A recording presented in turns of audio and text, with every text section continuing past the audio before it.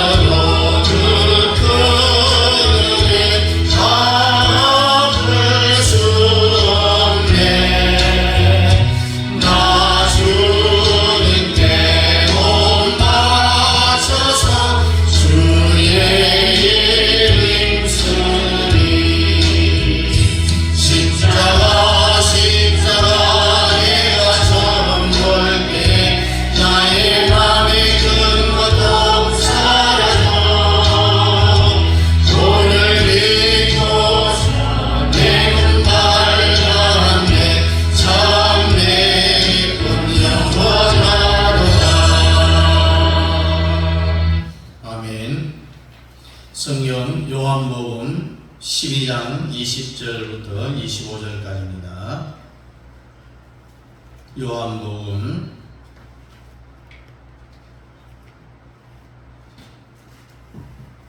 12장 20절부터 25절까지 우리 함께 읽겠습니다. 시작. 명절에 예배하러 올라온 사람 중에 헬라인 몇이 있는데 그들이 갈릴리 베세다 사람 빌립에게 가서 청하여 이르되 선생이여 우리가 예수를 배우고자 하나이다 하니 빌립이 안드레에게 가서 말하고 안드레와 빌립이 예수께 가서 여쭈니 예수께서 대답하여 이르시되 인자가 영광을 얻을 때가 왔도다. 내가 진실로 너희에게 이르노니 한 알의 밀이 땅에 떨어져 죽지 아니하면 한 알 그대로 있고 죽으면 많은 열매를 맺느니라. 자기의 생명을 사랑하는 자는 잃어버릴 것이요 이 세상에서 자기의 생명을 미워하는 자는 영생하도록 보존하리라. 아멘. 오늘 말씀의 제목은 십자가의 원리입니다. 우리가 지금까지 내용을 한번 보면은 요한복음 1장이 뭐라고 했죠? 로고스 예수. 이 로고스 예수는 우리 사람이 알아야 될 첫 번째 지식이다. 그래서 첫 단추를 잘 끼워야 된다고 했어요. 그리고 2장은 혼인잔치 예수, 또 3장은 뱀을 십자가의 장대에 못을 박는 예수, 그리고 4장에 가서는 생수 예수, 사마리아에서 왔은 여인의 그 생수, 그리고 5장은 베데스다 예수에 대해서 어떤 병에 상관없이, 병의 위중에 상관없이 물이 동할 때에 내려가면은 가장 먼저 내려가는 사람은 그 즉시로 병이 낫는 베데스다 예수. 그리고 6장에서는 떡 예수, 우리가 성찬의 의미를 알고 주의 살과 피를 기념해야 된다. 그렇지 않으면 가룟 유다와 같이 떡을 받는 순간 사탄이 내 마음에 악한 마음을 불어넣는다. 예수팔 생각을 가룟 유다의 마음에 넣었다라고 말씀을 하잖아요. 그리고 제7장에 가서는 이제는 우물에서 물을 떠서 마시는 것이 아니라 아예 강에 퐁덩 빠져서 마음껏 마시는, 이것을 성령 세례를 우리에게 주신다는 말씀이라고 했어요. 그리고 8장에 가서 아버지 예수, 아버지 하면은 그 안에 모든 것이 다 포함이 되어 있잖아요. 그리고 9장에 가서는 실로암 예수, 나면서부터 앞을 보지 못하는 자의 그 믿음으로 자기의 눈을 뜨지 못하니까 우리 예수님이 보조 믿음을 사용하는데 침을 땅에 뱉어서 흙으로 이겨갖고 눈에 발라주면서 실로암에 가서 씻어라 하면서 그의 믿음이 자기의 눈을 뜰 수 있는 그 믿음으로 자라난다라고 했습니다. 그래서 현실의 원사에 천국 고향 이야기도 했습니다. 그리고 10장에서는 양의 문 예수, 사탄이 우리의 생각과 감정과 의지를 마음대로 유린하지 못하도록 우리의 마음의 문 앞에 딱 예수님이 보초병으로 서서 우리를 막아주고 있다. 이런 예수를 우리가 왜 안 믿느냐 이해할 수 없다라고 했습니다. 그리고 부활의 예수, 우리는 다 죽으면은 화장터로 육신을 가고 영혼은 천국에 가는데 거기에서 영원히 사는 것이 아니라 주님이 이 땅에 재림으로 오실 때 그 영혼을 데리고 온다. 왜? 우리를 부활시키기 위해서다. 그러면 지옥 간 영혼들은 어떠냐? 예수 안 믿는 사람 죽으면은 육신은 화장터로 간다고 했어요. 또 그들의 영혼은 어디로 간다고요? 지옥에 간다. 그들이 그 지옥 간 영혼들이 이 땅에 오느냐? 온다고 했습니다. 그러나 순서가 다르다고 했습니다. 예수 믿다가 죽어 천국 간 그 영혼은 천년 왕국 전에 이 땅에 와서 부활해서 천년 왕국의 복을 누리지만은 지옥 간 영혼들은 천년 왕국이 끝난 후에 심판의 부활로 이 땅에 부활한다라고 했습니다. 오늘 여기 오신 여러분들은 정말 복 받으실 겁니다. 오늘 12장에 드디어 십자가의 원리에 대한 본질을 설명을 하고 있어요. 하루는 예수님이 제자들을 놓고 가르치는데 유명한 헬라 철학자들이 예수님을 만나기 위해서 연애하러 왔어요. 인류의 두 축의 기둥이죠.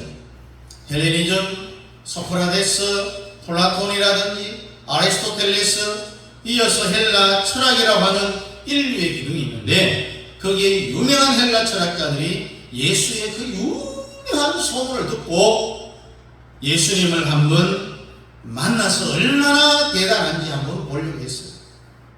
그러나 주님이 거절을 했잖아요. 왜 거절했냐 하면은 이 헬라 철학자들이 예수님을 왜 만나자 했는지 그 마음을 예수님이 알고 안 돼. 그들의 마음이 어떠냐? 예수님이 그렇게 대단한지 한번 만나서 시비조로 만나려고 하는 거예요. 여러분, 헛된 짓 하는 사람 다 이유가 있어요. 십자가를 몰라서 그런 거예요. 그러니 우리가 십자가가 뭔지를 확실히 알아야 돼요. 십자가가 뭐냐라고 성도들이 물어보면은요, 대부분 예수가 십자가에 죽었습니다. 무거운 짐이 십자가라고 하는데 이건 다 틀린 거예요. 오늘 여러분들이 정말 십자가를 확실히 알기를 바랍니다. 여러분, 십자가를 알면은요, 헬라식으로 이성적으로 절대로 접근할 수가 없어요. 그래서 예수님이 면회를 거절한 겁니다. 그러나 반대로 예수님은 장녀도 만나주시고 또 세리장 삭개오도 만나주었지만 그 당대의 최고의 지혜자, 최고의 지식인들은 우리 주님이 그 면회를 다 거절해버렸어요. 왜 거절했느냐? 주님이 그들한테 말빨이 딸려서 거절했을까요? 아닙니다. 헬라 철학자들이 예수님을 만나온 그 이유를 보면요, 이미 그 마음 자체가 뒤틀려 있는 거예요. 그러니 주님이 그들과의 만남을 거절합니다. 우리 요한복음 1장부터 오늘 12장에 있는데 계속해서 요한복음 12절을 우리가 잘 듣고 또 우리가 또 그것을 잘 마음에 거듭을 하면은 모든 문제 해결 방법이 이 요한복음에 다 있습니다. 그래서 그 전체의 핵심이 뭐냐? 예수만 알면 되는 거예요. 예수를 어떻게 알아야 되냐? 그냥 베들레헴에서 태어났고 2000년 전에 십자가에 죽었고 이렇게 알아서는 안 된다는 거예요. 예수 그리스도를 우리가 알되 어떤 식으로 알아야 되느냐? 사도신경적으로 예수를 알아야 되고, 사도신경을 우리가 다 외우잖아요. 오늘 또 예배 시작할 때 신앙 고백했잖아요. 신앙 고백하고 외웠는데 그것이 뭔지를 모르는 사람은 오늘 설교를 잘 들어야 돼요. 십자가를요, 귀신이 나타난다고 이렇게 하면서 부적으로 사용해서는 안 되는 겁니다. 오늘 설교를 잘 들어야 십자가가 뭔지에 대한 그 한계점, 꼭지점을 우리가 알 수가 있습니다. 그러나 그 변두리에 있는 십자가 말고요, 중간에 그 십자가 말고 십자가의 그 핵심을 우리가 뻥 뚫어야 되는 그런 시간이 오늘 이 시간입니다. 일단 시작을 보면은 20절 21절에 뭐라고 말합니까? 명절에 예배하러 올라온 사람 중에 헬라인 몇이 있는데 저희가 갈릴리 베세다 사람 빌립에 가서 청하여 가로되 선생님, 우리가 예수를 만나고자 하나이다. 이제 제자들을 통해서 예수님에게 면회를 신청하죠. 이 여기서 명절, 무교절에 예배하러 올라간 사람 중에 헬라 사람들이 몇이 있었다라고 해요. 이 성경을 우리가 앞뒤를 잘 봐야 됩니다. 이단들은요, 앞뒤 무시하고 딱 그 말만을 가지고 우리에게 유혹을 하는데 앞뒤를 연결해서 보면 전혀 다른 뜻입니다. 헬라 사람들이 무교절에 예수님한테 상담하러 왔습니다. 그런데 예수는 그 만남을 딱 거절했습니다. 이유가 뭐겠습니까? 너희들이 아무리 나하고 대화를 해도 이미 너희들이 나를 만나고자 그 마음 자체가 뒤틀려 있잖아. 트집잡기 위해서 나를 만나려고 하는 거 아니냐? 시계를 걸려온 사람들이 아니냐? 이미 예수님은 그들의 마음을 아시는 거예요. 만나봤자 해답이 없는 거예요. 여러분들은 상담을 할 때 그 마음 자체가요, 시비 거는 마음이 없기를 바랍니다. 내가 상담하면서 이 사람의 약점을 내가 잡아갖고 시비를 걸어야지, 투집을 잡아야 되지, 이런 마음으로 상담을 해서는 안 된다는 얘기죠. 사람들은 태어날 때부터요, 이미 마음 자세가 뒤틀린 사람들이 많아요. 무조건 어떤 말을 하고도 시비적으로 막 말을 하고, 이건 어릴 때의 성격 형성이 잘 돼야 된다는 이야기입니다. 3살 버릇이 8가지 간다라고 하죠. 사람의 마음을 성경은 뭐라고 합니까? 밭이다라고 했어요. 여러분, 하늘로부터 내려오는 비를 흡수하는 그 마음이 되어야 된다는 겁니다. 여러분, 옥토 같은 마음이 되어야 된다는 이야기죠. 아무리 가르쳐도요, 잘 바치고 길가에 바치고 엉금케 마음을 가진 사람은요, 아무리 좋은 설교를 들어도 또 예수님이 지금 이 자리에서 직접 설교를 해도, 바울이 살아서 와서 설교를 해도 알아듣지는 못합니다. 오늘 여러분들은 모두가 다 마음의 옥토같이 되시기를 주의 이름으로 축복합니다. 자, 무교절 명절에 헬라 사람이 왔다는 그 자체가 의미가 있는 거예요. 무교절은요, 예수님이 십자가에 6월절에 죽어서 바로 이어져서 3대 명절이 지나가는 거예요. 십자가에 죽는 그 명절을 우리가 6월절이라고 하잖아요. 그래서 무교절은 예수님의 죽어 시체가 땅속에서 3일 있는 것을 무교절이라고 합니다. 그래서 예수님이 빌립과 안드레의 말을 듣죠. 보고를 받잖아요. 예수님을 만나려고 합니다. 그럴 때 예수님이 면회 왔지만은 주님이 만나주질 않습니다. 이어서 주님이 뭐라고 말씀합니까? 24절에 내가 진실로 진실로 너희에게 이르노니 한 알의 밀이 땅에 떨어져 죽지 아니하면 한 알 그대로 있고 죽으면 많은 열매를 맺느니라. 이 말씀으로 주님이 헬라 철학자들의 주님과의 면회를 청했을 때에 거절한 메시지입니다. 그런데 보십시오. 한 알의 밀이 땅에 떨어져 죽지 아니하면 한 알 그대로 있고 죽으면 많은 열매를 맺느니라. 이 말을 가장 많이 그 시대에 사용했던 사람이 누굴까요? 오늘 이 시대에 적용해보면 정치가들이 이런 말을 많이 합니다. 그래서 그들은 내가 여러분들을 위해서 하나님의 미랄이 되겠습니다. 성경을 이렇게 인용해서는 안 됩니다. 이렇게 인용하라고 하나님의 미랄이 되라는 말씀이 아닙니다. 사회생활을 하면서 내가 하나님의 미랄이 되어줄게. 이것은 내 한 사람이 희생함으로 다른 사람들이 유익이 된다면 내가 기업도 희생해 주겠다. 틀린 거예요. 해석을 잘못한 겁니다.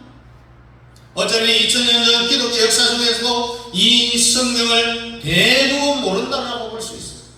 한 알의 밀이 땅에 떨어져 죽지 아니하면 한 알 그대로 있고 죽으면 많은 열매를 맺느니라. 이 말씀이 무슨 뜻이겠습니까, 여러분?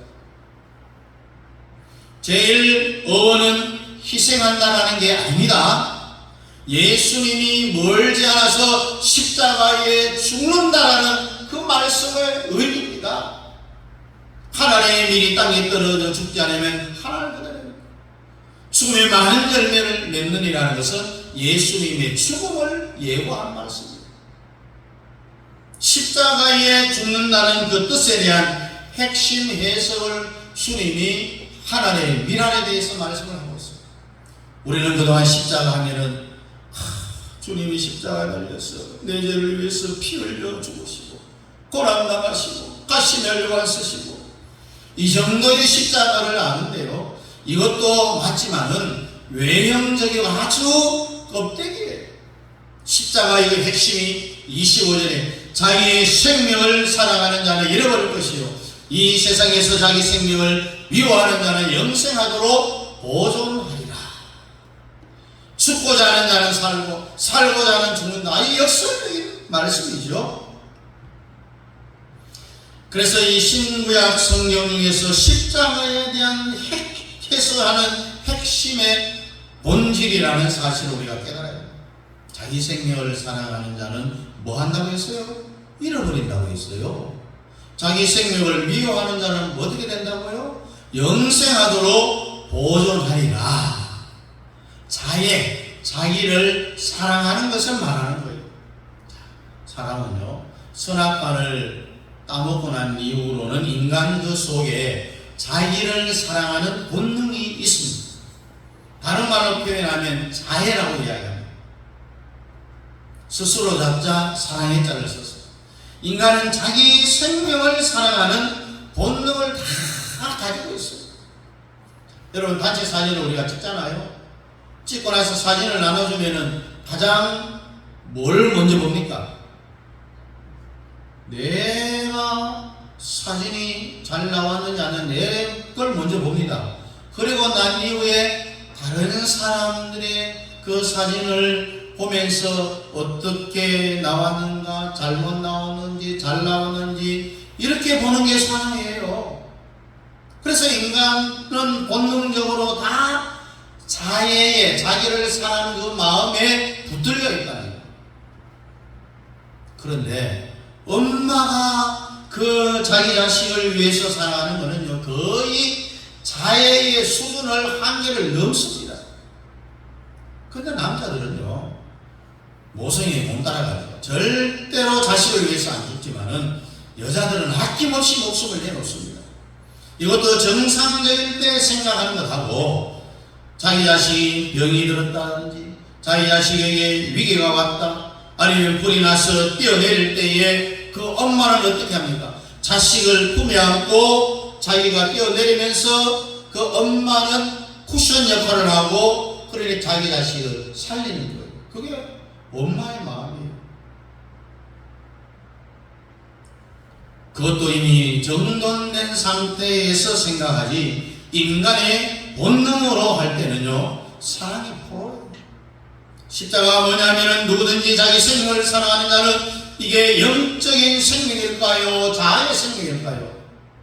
누구든지 자기 생명을 사랑하는 자는, 이것은 자해를 이야기합니다. 인간 속에는 자아가 있잖아요. 그것을 혼적 생명이라고 하는데, 이게 바로 헬라 철학자들의 대명사입니다. 자아, 이성이라는 이야기입니다. 그래서 누구든지 자기 생명을 사랑하는 자, 즉 자아를 사랑하는 자는요, 잃어버릴 것이라고 성경은 말합니다. 죽는다는 이야기입니다. 이 죽음은 육신의 죽음이 아니라 영원히 지옥 간다는 말입니다. 누구든지 자기를 사랑하는 자, 자기를 사랑하는 자는 어디 간다고요? 지옥 간다고 했어요. 헬라 철학자들이 왔을 때 주님이 직접 연애를 안 해줘도 그들을 책망하는 말로 주님이 이 말을 했어요. 왜 그런가 하면 헬라 철학의 전체가 다 이성에 기반을 두고 있잖아요. 그래서 이 땅에 있는 모든 인간은 자해, 내중심이라는 거예요. 그래서 자해의 근거를 두고 살아가는데, 그렇게 되면은 마지막 결국은 그 사람은 어떻게 되느냐? 지옥 간다는 거예요. 지옥 가는 거예요. 잃어버릴 것이요. 이것이 무슨 말입니까? 영적 생명을 잃어버린다는 이야기입니다. 한마디로 어디 간다고요? 지옥 간다는 거예요. 그러나 반대로 이 세상에서 자기의 생명을 미워하는 자, 자기가 미워하는 자라, 이것은 성령 받아보면 금방 체험할 수가 있어요. 성령 받으면 여러분 로마서 7장을 통과할 때 보면 자기가 자기를 미워할 때가 있어요. 왜? 나는 그렇게 안 하려고 했는데 자꾸 같은 죄를 지니까 결국은 자기가 자기를 미워하는 거예요. 누구든지 자기가 자기 생명을 미워하는 자는 어떻게 되겠다고요? 반대로 생명을 얻으리라고 했습니다. 영생하도록 뭐 한다고요? 보존하리라. 이걸 바로 여러분들에게 적용을 한번 해보면요, 여러분은 자기 생명을 사랑해야 됩니까? 미워해야 됩니까? 미워해야 돼요. 미워해요. 자기 생명을 사랑하면 어디 간다고요? 지옥 간다고요. 자기 생명을 미워하면은 영원한 생명을 얻고 영원히 우리의 생명을 보존해 준다고 했잖아요. 그런데 사람들은 그렇지 않아요. 자기 생명을 미워하지 않고 사랑합니다. 다 자기 생명을 사랑하니까 이것이 자해이고 또 자기 사랑의 포로가 되어서 그렇다는 이야기입니다. 그래서 인간은 모두가 다 자기 생명을 기본으로 해서 생각하고 행동하고 말하고 모든 것이 다 자기를 사랑하는 그것으로 기본으로 해서 이루어지는데, 그렇게 되면 결국 어디 간다고요? 지옥 간다고요. 자기 생명을 미워하라. 이게 뭡니까? 자기를 사랑하는 자의 자아를 미워하라는 것은 십자가에 자기를 사랑하는 그 모든 마음을 못 박아라는 이야기입니다. 죽이라는 이야기입니다. 다른 말로 표현하면 성경에 보니까 나를 따르려면은 자기 자신을 부인하고 이만하고 같은 말이에요. 여러분은 자기의 혼적 생명을 사랑하면 결국 지옥 간다는 거예요. 자기를 사랑하는 그 본능을 부인하고 본능을 버리고 자기 자신을 십자가의 못을 받고 자기 생명을 미워하는 자가 뭐냐? 나 자신을 부인하는 겁니다. 부인하는 자는 어떻게 된다고? 영생하도록 보존하리라고 했어요. 여러분은 자기 생명을 사랑하는 자에 자기를 사랑해야 돼요? 미워해야 됩니까? 미워해야 돼요. 그런데 그 사람이 사람의 힘으로 자기 자신을 미워할 수 있느냐? 어렵습니다. 안 돼요. 그래서 성경을 말하기를 성령을 받아야 된다. 성령 안 받으면 절대로 자기 자신을 사랑하는 이 본능에서 헤어나지를 못하는 거예요. 본능을 못 이긴다는 이야기예요. 그래서 십자가에 대한 원래 뜻이 뭐냐? 근본 뜻이 뭐냐 하면은 자기를 사랑하는 자기를 십자가의 못을 빵빵 받고 자기를 부인하고 또 자기를 사랑하는 마음을 거부하라는 그런 이야기입니다. 그렇게 되면은 우리의 생명을 영원히 보존하리라. 다시 말해서 영원히 살리라고 했습니다. 이것이 십자가의 핵심입니다. 십자가가 희생이라 생각하면은 한 5% 모르는 거고요. 십자가를 그냥 고난이라 생각하면은 나는 내 십자가가 너무 커. 그러니 내 십자가는 너무 무거워. 이렇게 하면 한 10% 정도는 모르는 거예요. 십자가 고난도 되고 십자가 희생도 되는 것도 있지만은 그것이 십자가의 본질이 아니라는 거예요. 십자가에 대한 가장 정확한 해석은 요한복음 12장 25절에 보니까 십자가의 본질 속으로 들어가는 거예요. 여러분 앞으로 자기를 사랑하는 혼적 생명을 살아가는 데서 살아서는 안 됩니다. 혼적 생명을 부인해야 된다는 이야기예요. 그게 어디 쉬운가요? 인간의 힘으로는 안 돼요. 부족합니다. 그러니 성령을 받아야 내 자기 자신을 거부할 수 있는, 부인할 수 있는 힘이 생기는 거예요.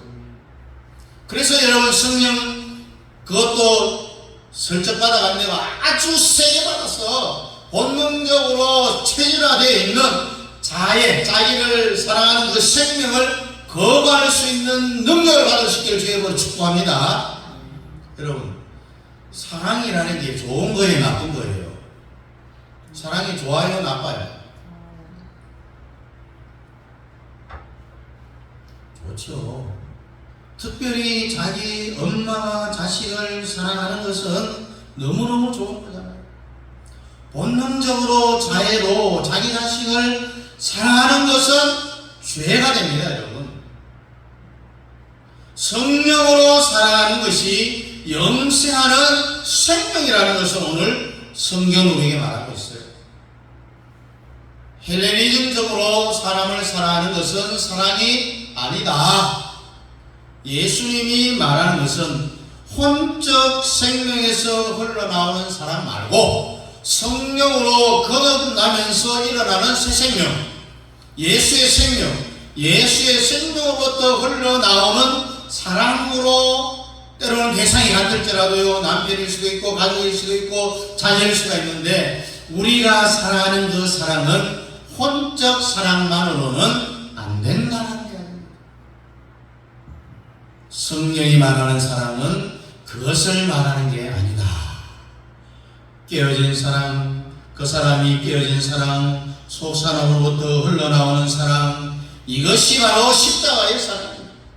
신구약 성경 중에 제일 핵심이기 때문에 어렵잖아요. 이해가 잘 안 될 수도 있어요. 그런데 12장 25절 보니까 자기 생명을 사랑하는 자는 잃어버릴 것이요 이 세상에서 자기 생명을 미워하는 자는 영생하도록 보존하리라.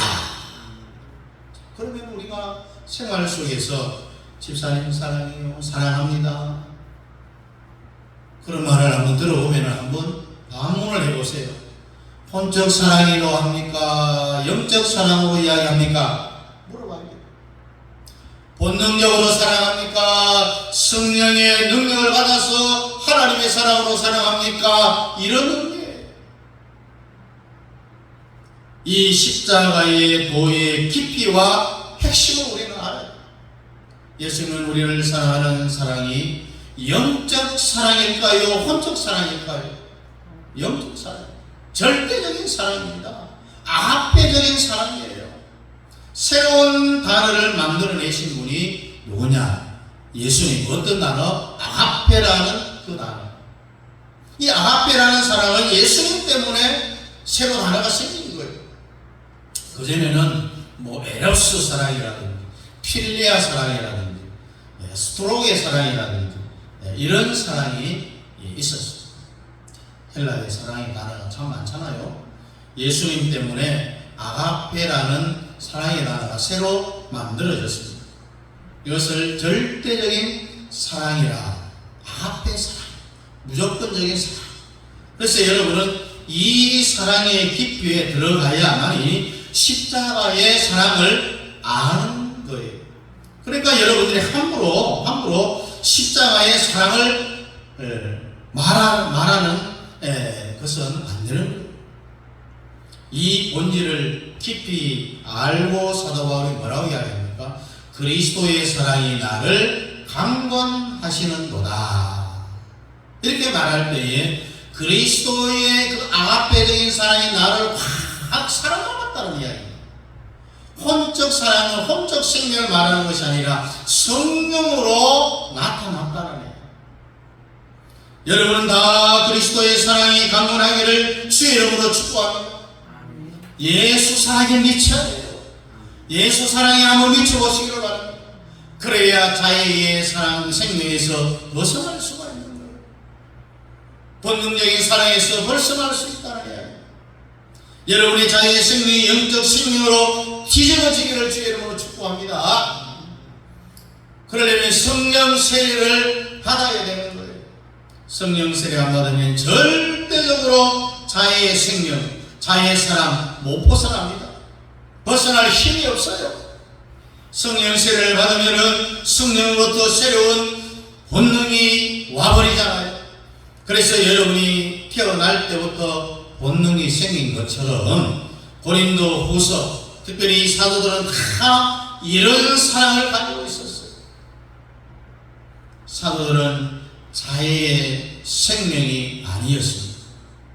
고린도 후서 5장 14절 15절 보니까 그리스도의 사랑이 우리를 강권하시는구나. 우리가 생각건대 한 사람이 모든 사람을 대신하여 죽었은즉 모든 사람이 죽은 것이라. 저가 모든 사람을 대신하여 죽으시면 산 자들로 하여금 다시는 저희 자신을 위하여 살지 않고 오직 저희를 대신하여 죽었다가 다시 사신 자를 위하여 살게 하려 함이라고 했습니다. 사도들은 이미 벌써 성령을 통해서 오는 절대적인 그 사랑, 그리스도의 사랑이 누구를 강권한다고요? 우리를 강권하시는도다라고 했습니다. 하나님께로부터 성령으로 그 사람의 사랑을 확 사로잡았단 말이에요. 그 사람은 자의 사랑에서부터 벗어난 사람입니다. 사도들은 다 그런 사랑을 가졌다는 거죠. 성령 세례를 받으면은 그 역시 처음이 됩니다. 성령 세례 안 받은 사람은 절대로 이 세계에 대해서 이해하지를 못합니다. 여러분, 원수를 사랑하라. 자기 힘으로 원수 사랑하는 마음이 됩니까? 절대로 불가능해요. 내 자식을 죽인 그 원수를 사랑하라? 안 돼요, 안 돼요. 너무 교화한 거 안 됩니다.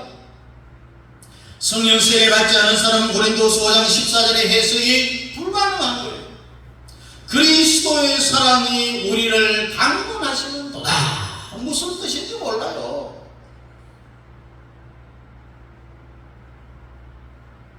목회하는 목사님들이 반드시 성령 세례를 받아야 되는데, 안 그러면은 성도들을 사랑해봤자 다 자기의 혼적 생명으로 사랑한다고. 목사가 성도들 사랑하는 사람이 어디 있겠어요?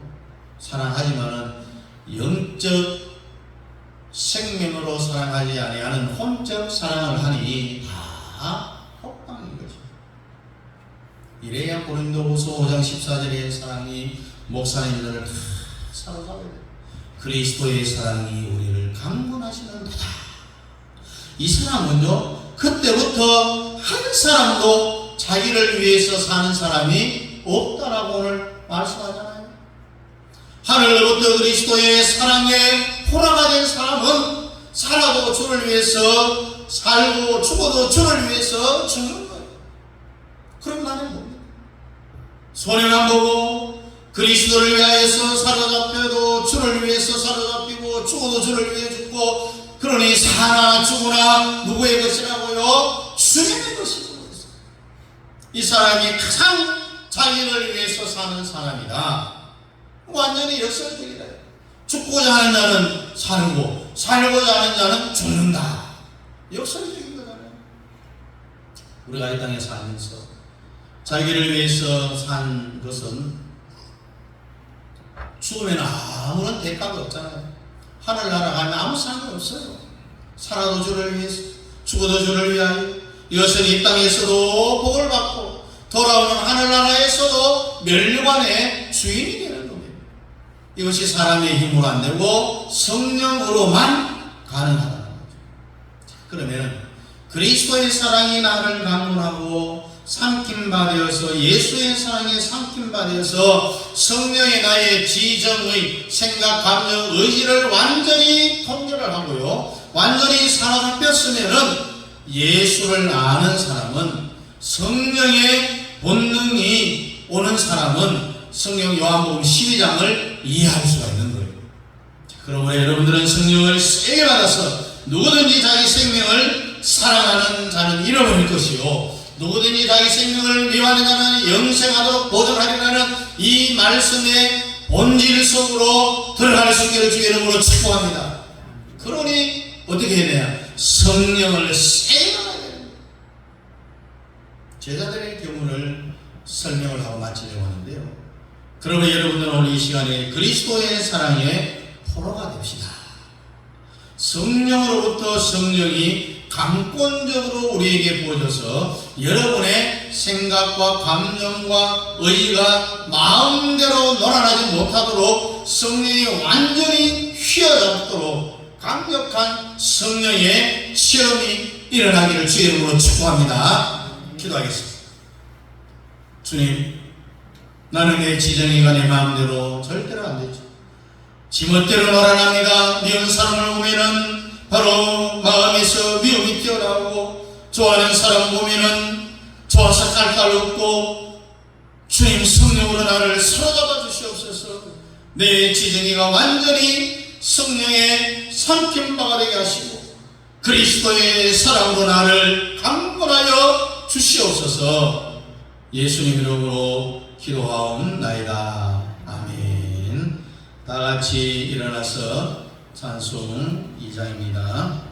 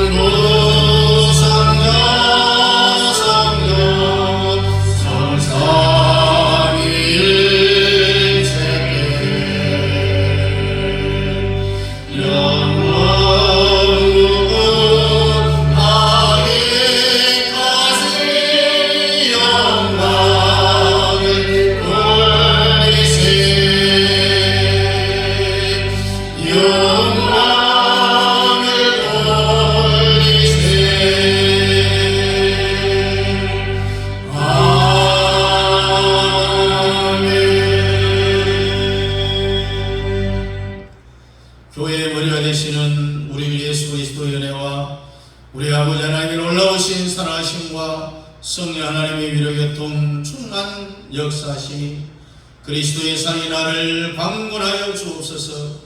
생명을 얻고자 하는 자는 잃을 것이요 죽고자 하는 자는 살 것이라는 이 역설적인 주님의 말씀을 기억하여 주님 오시는 그날까지 십자가의 원리를 잘 깨달아 알고 주를 위하여 헌신하며 주의 영광을 위하여 살기를 원하는 사랑하는 성도들 머리머리 위에와 가정과 자녀와 직장과 기업회와 특별히 협력하는 수많은 사람들의 성교 사역과 그 가정 자녀들 머리 위에 이제부터 영원토록 함께 있을지어다. 아멘.